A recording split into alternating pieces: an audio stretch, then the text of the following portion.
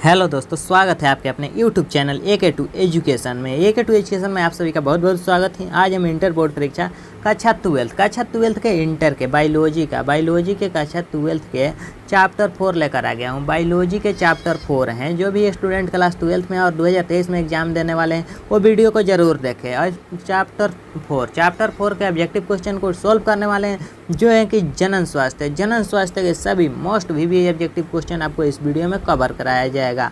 100% लड़ने की गारंटी रहते हैं। इसमें पूरा का पूरा गारंटी है, इस चैप्टर से आएगा ही आएगा आपको बोर्ड एग्जाम में क्वेश्चन।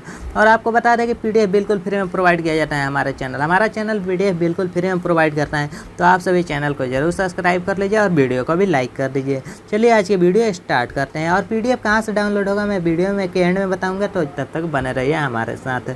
चलिए आगे देखते हैं। आज का फर्स्ट क्वेश्चन दिया गया है, इनमें से कौन जनसंख्या नियंत्रण की प्राकृतिक विधि है?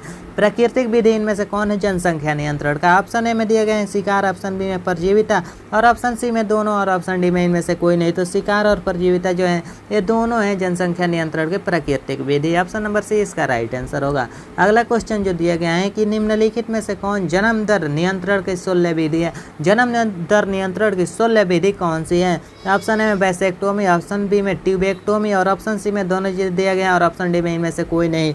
तो जन्म दर नियंत्रण की जो शल्य विधि है वो वैसेक्टोमी और ट्यूबेक्टोमी दोनों होता है, ट्यूबेक्टोमी दोनों होता है। ऑप्शन नंबर सी इसका भी राइट आंसर होगा। अगला क्वेश्चन दिया गया है कि निम्न में से कौन कॉपर टी रोकता है? कॉपर टी रोकता है। कॉपर टी क्या रोकता है? तो निषेचन की, अंडोत्सर्जन की, वीर्य पतन की आरोपण। तो कॉपर टी जो रोकता है वो होता है अंडोत्सर्जन रोकता है कॉपर। अगला क्वेश्चन दिया गया है कि महिलाओं में शल्य क्रिया द्वारा बाध्यकरण प्रक्रिया को कहते हैं। महिलाओं में शल्य क्रिया द्वारा बाध्यकरण प्रक्रियाओं को क्या कहते हैं? तो महिलाओं में शल्य विधि द्वारा बाध्यकरण प्रक्रियाओं को कहते हैं। ऑप्शन ए में दिया गया है नलिका उच्छेदन, ऑप्शन बी में शुक्रवाहक उच्छेदन, ऑप्शन सी में प्रत्यारोपण का और ऑप्शन डी में रोधक दिया गया है। तो इसका राइट आंसर हो जाएगा नलिका उच्छेदन कहते हैं। अगला क्वेश्चन दिया गया है कि निम्नलिखित में से कौन यौन संचारित रोग है? इनमें से कौन सा रोग यौन संचारित रोग है? ऑप्शन ए में मलेरिया, ऑप्शन बी में एड्स और ऑप्शन सी में डेंगू और ऑप्शन डी में इनमें से कोई नहीं। तो इनमें से यौन संचारित रोग हमें बताना है, तो एड्स होता है यौन संचारित रोग। ऑप्शन नंबर बी इसका बिल्कुल करेक्ट आंसर होगा। अगला क्वेश्चन दिया गया है यौन संचारित रोग है। इनमें से कौन यौन संचारित रोग है? एक तो एड्स होता है ये यौन संचारित रोग, और इनमें से और ये जो चार ऑप्शन दिए गए इनमें से कौन यौन संचारित रोग है?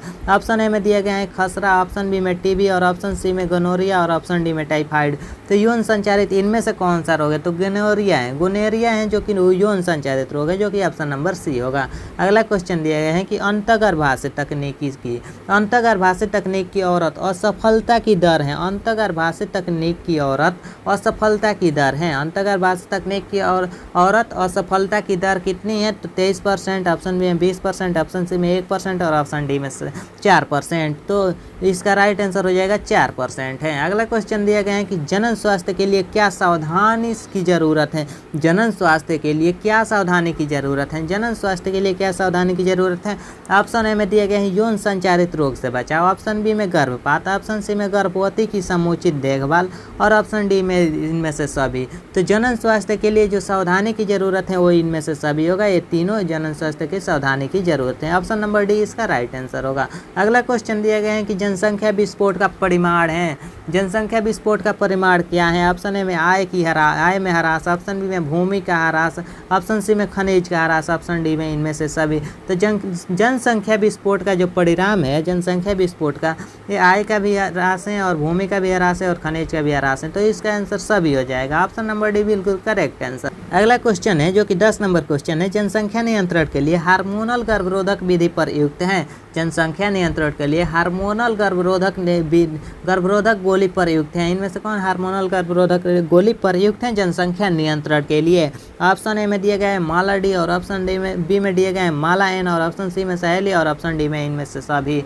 तो जो कि जनसंख्या नियंत्रण के हार्मोनल विधि है, हार्मोनल से गर्भरोधक गोली जो प्रयुक्त है वो हो जाएगा सभी। ये तीनों हैं जो कि जनसंख्या नियंत्रण के लिए हार्मोनल गर्भरोधक गोली है।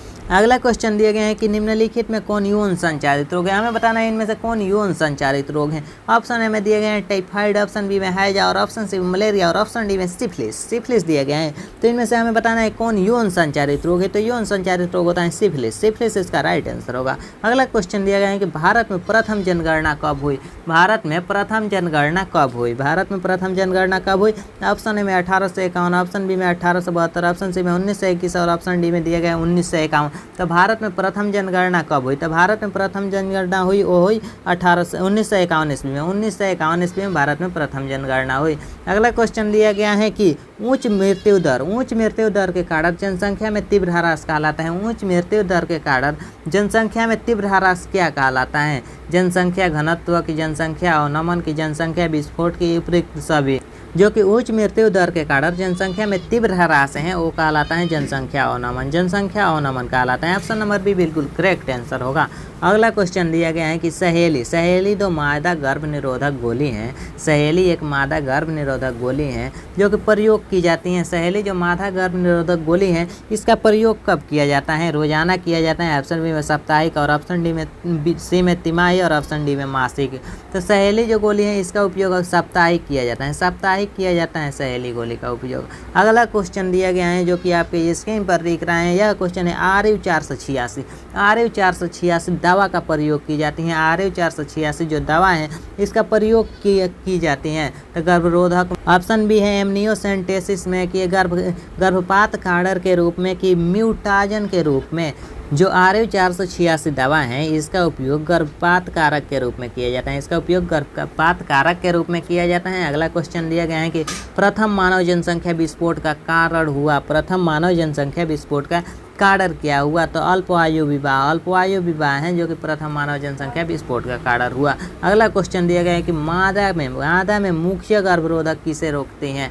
मादा में मुख्य गर्भरोधक किसे रोकती हैं। ऑप्शन ए में अंडोत्सर्जन, ऑप्शन बी में निषेचन और ऑप्शन सी में रोपण दिया गया है और ऑप्शन डी में यौन में शुक्राणु के प्रवेश। तो मादा के मुख्य गर्भ निरोधक जो किसे रोकती हैं वो रोकती हैं योनि में शुक्राणु के प्रवेश को। योनि में शुक्राणु के प्रवेश को रोकती हैं मादा के मुख्य गर्भरोधक। मादा में मुख्य गर्भरोधक योनि में शुक्राणु के प्रवेश को रोकती हैं। योनि में शुक्राणु के प्रवेश को रोकती हैं। अगला क्वेश्चन दिया गया है कि निम्नलिखित में से कौन सी जन्म नियंत्रण की प्राकृतिक विधि नहीं है। इनमें से कौन जन्म नियंत्रण की प्राकृतिक विधि नहीं है। प्राकृतिक विधि नहीं है। ऑप्शन ए में बाह्यस्खलन, ऑप्शन बी में औषधिक संयम, ऑप्शन बी में वेक्सेक्टोमी, ऑप्शन नंबर डी में दिया गया है कि स्तनपान अनार्थ। तो इसका राइट आंसर हो जाएगा जो कि 18 नंबर क्वेश्चन का वैसेक्टोमी होगा जो कि जन्म नियंत्रण की प्राकृतिक विधि नहीं है, वैसेक्टोमी। अगला क्वेश्चन दिया गया है कि जनसंख्या के अध्ययन कहलाता है। जनसंख्या का अध्ययन क्या कहलाता है। तो जनसंख्या का अध्ययन कहलाता है डेमोग्राफी कहलाता है जनसंख्या का अध्ययन। डेमोग्राफी कहलाता है। अगला क्वेश्चन दिया गया है कि सिफिलिस के लिए सबसे उपयुक्त जांच है। सिफिलिस के लिए सबसे उपयुक्त जांच है तो ये होता है VDRL एक जांच है जो कि सिफिलिस के लिए सबसे उपयुक्त जांच है। अगला क्वेश्चन दिया गया है कि जन्म दर नियंत्रण के लिए कौन सी रासायनिक विधि उपयोग में लाई जाती हैं। जन्म दर नियंत्रण के लिए कौन सी रासायनिक विधि उपयोग में लाई जाती हैं। तो जेली क्रीम है जो कि जन्म दर नियंत्रण के लिए रासायनिक विधि उपयोग में लाई जाती हैं, जेली क्रीम है। अगला क्वेश्चन दिया गया है कि निम्नलिखित में से कौन सी यांत्रिक तकनीक है गर्भधारण रोकने के लिए तथा IUCD के लिए। इनमें से कौन सा यांत्रिक तकनीक है जो गर्भधारण रोकने के लिए तथा IUCD के लिए। तो इसके लिए जो तकनीक है इसका तकनीक है कॉपर्टी। अगला क्वेश्चन दिया गया है कि शरीर के किस हिस्से में शुक्राणु नाशक द्वारा शुक्राणु को मारा जाता है। शरीर के किस हिस्से में शुक्राणु नाशक द्वारा शुक्राणु को मारा जाता है। ऑप्शन ए में योनि में, ऑप्शन बी में गिरवा में, ऑप्शन सी में फैलोपियन ट्यूब में और ऑप्शन डी दिया है ए और बी दोनों। तो जो जिस हिस्से में शुक्राणु नाशक द्वारा शुक्राणु को मारा जाता है वह योनि और गिरवा दोनों में, योनि और गिरवा दोनों, जो कि ऑप्शन नंबर डी में दिया गया है। ऑप्शन नंबर डी इसका राइट आंसर होगा। अगला क्वेश्चन दिया गया है कि निम्नलिखित में कौन सा यौन संक्रमित रोग है। इनमें से कौन सा यौन संक्रमित रोग है। ऑप्शन ए में ऑप्शन बी में टिटनस, ऑप्शन सी में दिया गया है लेप्रेसी और ऑप्शन डी में दिया गया है हेपेटाइटिस बी जो कि यौन संक्रमित रोग है। हेपेटाइटिस बी होगा इसका right answer. Option number D होगा करेक्ट आंसर। अगला क्वेश्चन दिया गया है कि भारत में परिवार नियोजन कार्यक्रम कब आरंभ हुआ। भारत में परिवार नियोजन कार्यक्रम कब आरंभ हुआ। ऑप्शन ए में 1951, ऑप्शन बी में 1960, ऑप्शन सी में 1970 और ऑप्शन डी में 1980 दिया गया है। तो भारत में परिवार नियोजन कार्यक्रम 1951 ईस्वी में आरंभ हुआ। अगला क्वेश्चन दिया गया है कि जनसंख्या अधिक होने से क्या होता है। जनसंख्या अधिक होने से क्या होता है। ऑप्शन ए में आय में कमी, ऑप्शन बी में जमीन में कमी, ऑप्शन सी में खनिज पदार्थ में कमी और ऑप्शन डी में इनमें से सभी। तो यह तीनों होता है जनसंख्या अधिक होने से। अगला क्वेश्चन है कि बस क्वेश्चन यहीं पर समाप्त होता है और हमारा चैप्टर खत्म होता है। और आपको बता दें कि इस चैप्टर का पीडीएफ और आंसर कहाँ मिलेगा। पीडीएफ आपको डिस्क्रिप्शन में मिल जाएगा और इसका आंसर के लिए आपको इस नंबर पर संपर्क करना पड़ेगा 8969831773। इस नंबर पर आप व्हाट्सअप कीजिए, आपको आंसर के साथ पीडीएफ भी प्रोवाइड किया जाएगा। और हमारे व्हाट्सअप ग्रुप में जरूर से ज्वाइन कीजिए। और व्हाट्सअप ग्रुप में कोई भी इन्फॉर्मेशन हमारे चैनल पर सबसे पहले व्हाट्सअप ग्रुप में प्रोवाइड की जाती है, तो हमारे व्हाट्सअप ग्रुप जरूर से ज्वाइन करें। Thanks for watching my video.